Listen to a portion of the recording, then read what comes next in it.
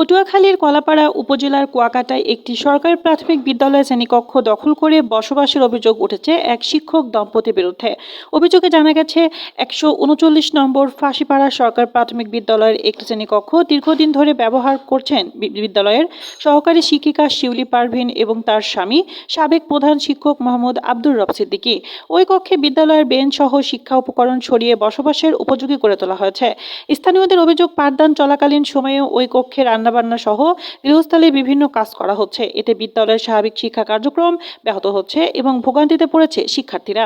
প্রায় 6 মাসেরও বেশি সময় ধরে এই পরিস্থিতি চললেও প্রভাবশালী অবস্থানের কারণে কেউ প্রকাশ্যে কথা বলতে সাহস পাচ্ছেন না বলে অভিযোগ উঠেছে। তবে স্থানীয় অভিভাবকরা দ্রুত শ্রেণীকক্ষটি শিক্ষার্থীদের পাঠদানের জন্য উন্মুক্ত করার দাবি জানিয়েছেন।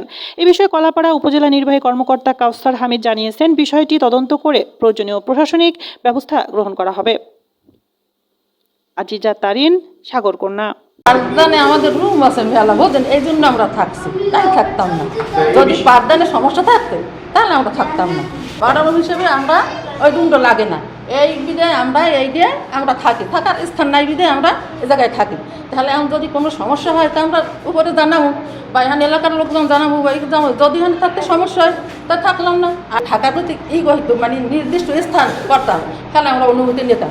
আমাকে দেওয়া মানে হয় চাকরি নিতে। এখন আমি একলা, আমার তো বাচ্চা না, কথা জানে, আমি একা থাকতে পারিনি বিধে তারা আমার সাথে রাখা লাগে, এই জন্য আমি তাদের রাখছি। আমি বসত বাড়ি বানাই থাকতেছি না, আপাতত আমার যার জায়গা নাই। আমার জমি জমা যাই এই স্কুল মসজিদ ক্লিনিকে আল্লাহর রাস্তায় দান করে দিছি, বাবার যে পৈতৃক সম্পত্তি পাইছি। এই হিসাবে আমি আমার স্ত্রীর চাকরি আছে বিদায় আমি অন্যত্র চলে যাইতে পারতেছি না।